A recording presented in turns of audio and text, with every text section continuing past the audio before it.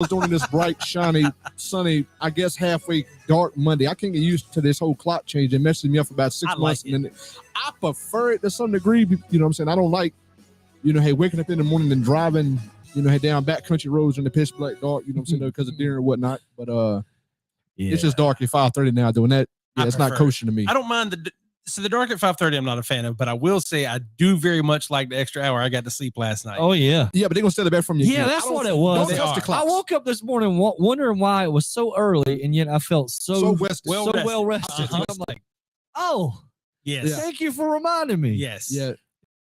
So what I hear is, the memo was 7:30. Yeah, I don't know if it got finalized or whatever, but there was a law at one point that was proposed earlier this year where they said we were going to do this one more time in the spring, and that's it. It'll be our first thing our government's done right in 60 years. Jump it forward and leave it forward. Let it be. Yep. Yeah. Okay. Yes. The time doesn't change. Leave it alone. Anyway, how y'all want to start this off and do some high school football, and then we'll head on over and have some college fun. Jason, I heard y'all had a first-round playoff game this weekend, and from my watching, it seemed like y'all were in the lead and not in the lead and ended in the lead. So that's good for you guys. Now tell us what happened. Yeah. So Vance County went down to West Carteret this week. We were ranked 25th. Hey, how do you pronounce that real quick? I even West Carteret. All right, fair enough. I tried. Yeah, I said it wrong. We were ranked 25th after our loss to Southern Durham. We had a co-conference championship between them and South Granville. But because they beat us, they got the higher seed in the 3A. So we was pushed all the way back to 25th, which put us on the road throughout the playoffs. So we drove our first road trip all the way down the West Carteret, down the Morehead City. Well, we had a nice game meal right before the game and got to visit the beach right after. And then we went on over like a half a mile away to the school, which, mind you, is pretty nice to be a mile away from the beach in high school. And the game commenced, man. Early, we jumped out to a 7-0 lead, stopped them on defense, come back, put up another touchdown, went up 14-0. They finally made it onto the board, 14-7. We responded, 22-7. And then for the first time, we had a little mental adversity, and for whatever reason, we kind of shut down a little bit on offense, and our defense shut down a little bit. And West Carteret, they played ball. Very athletic team, very Bill Belichick-y, man.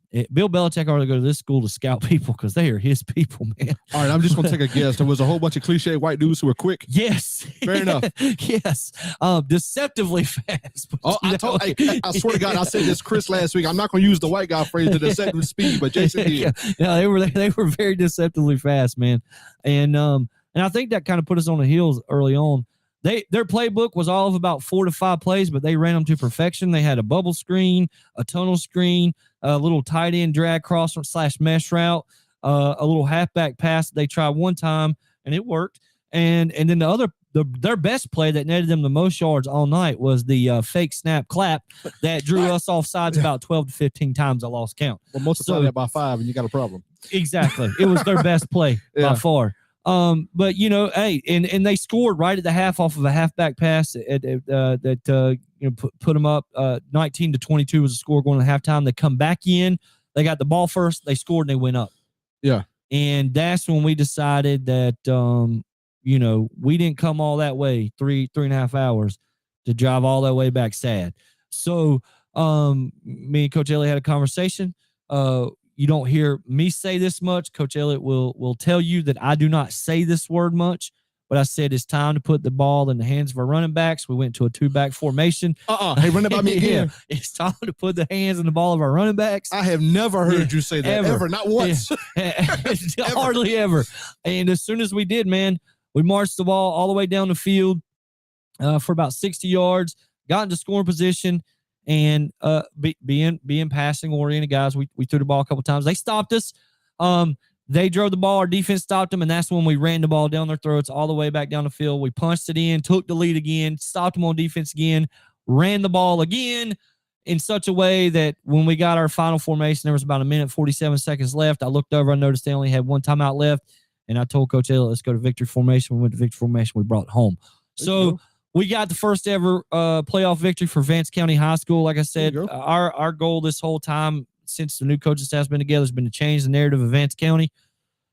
I think we've accomplished the mission. Now we've got the next mission in front of us, which is we play Southern Durham in the second round of the playoffs at Southern Durham. Now, a lot of you remember we just played them a couple weeks ago. We fell to them 20-14.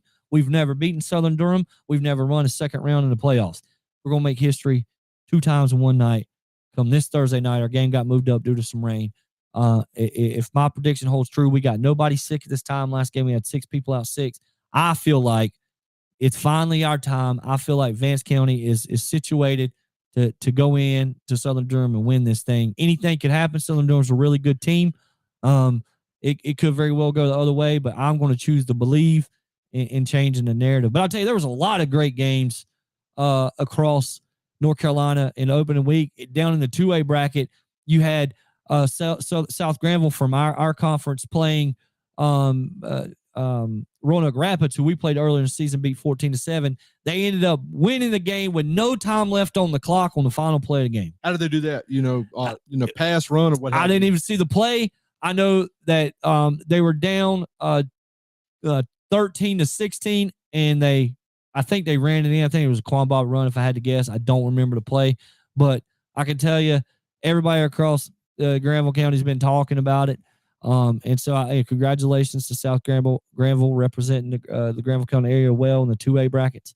But man, there's a lot of good games coming up this weekend in the 3A across all the brackets, 1A, 2A, 3A, and 4A. But one of the biggest ones is going to be, Southern Nash versus Northern Nash, number 1 versus number 7. And then of course, us versus Southern Durham. And then that's big. Then you got Eastern Alamance, who's in the number 2 spot. They're about guaranteed to win this next game. And then you got Havelock playing to get us into that or the quarterfinals there in the Eastern quarterfinals. So there's a lot of good games coming up, man. Excuse me. If you got nothing better to do, sorry. If you got nothing better to do on a Thursday, Friday, or Saturday, figure out what time the team's playing and check them out. If you don't feel like driving, you can log on to NFHS. I think it's like $9. You can get every game live from any high school across the state. That's awesome. Man, check it out, man. Like I said, support us from home if you can.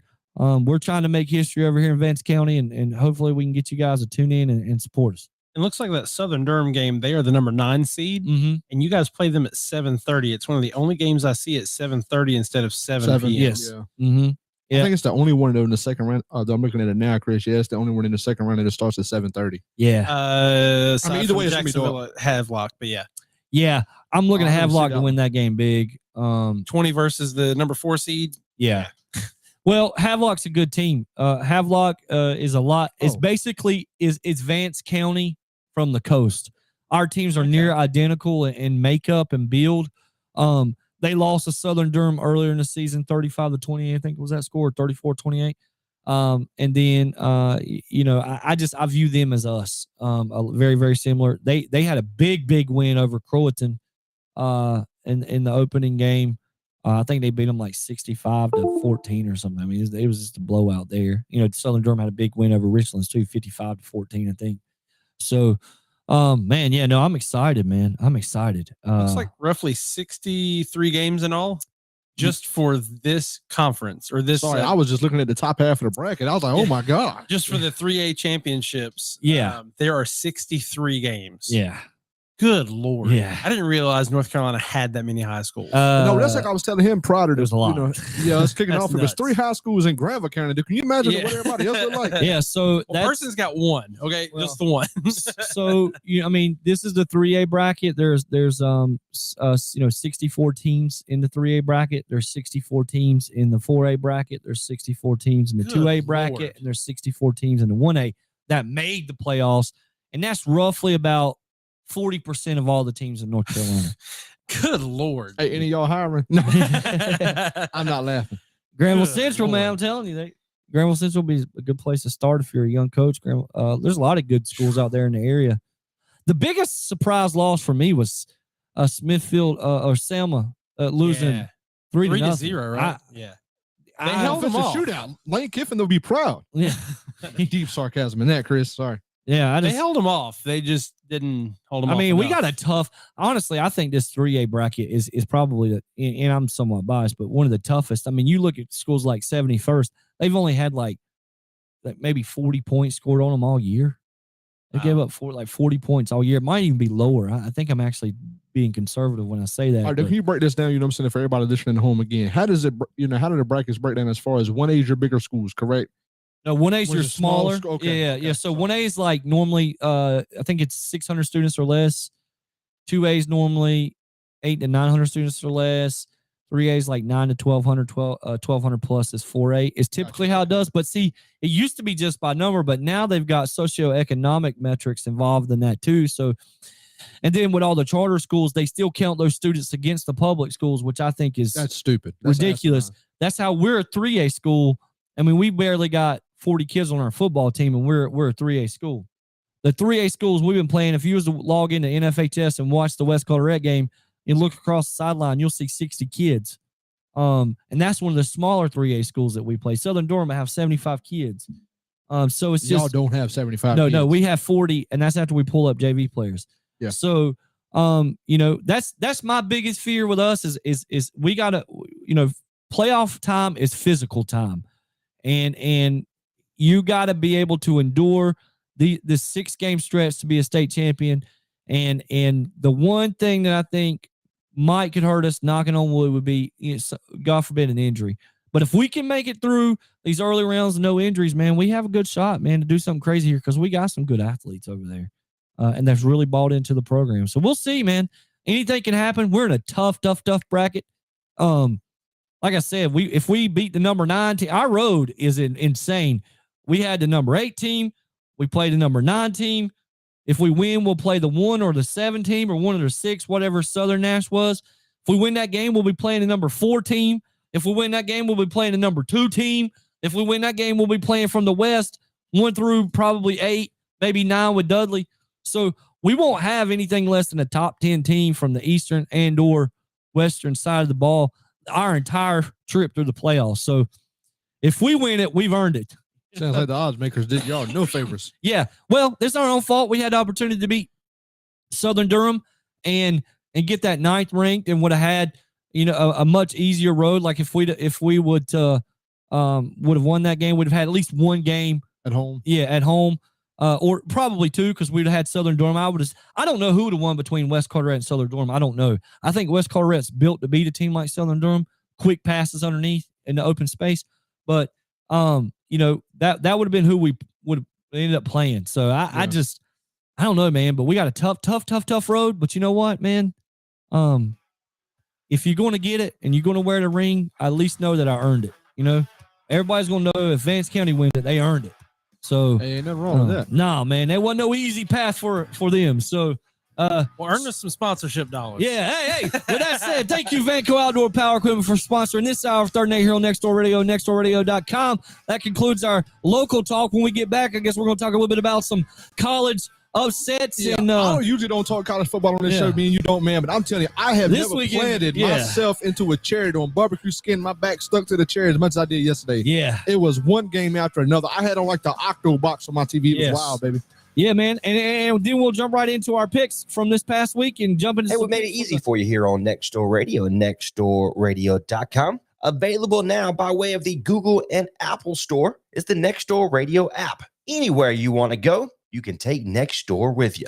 All the local talk programs, all local sports, and a great mix of 70s, 80s classic rock you can now take anywhere you want to go by download the Next Door Radio app today. Available Google and Apple stores. Hi, this is Robert Fountain, candidate for sheriff of Granville County. I feel that after 30 years of military, law enforcement, corrections, and security experience, that I have more work to do. I feel that collectively, we have more work to do. As your sheriff, I will be committed to repairing the public's trust with a new vision and lead the agency in a new direction. I ask that you join me in this race to become the next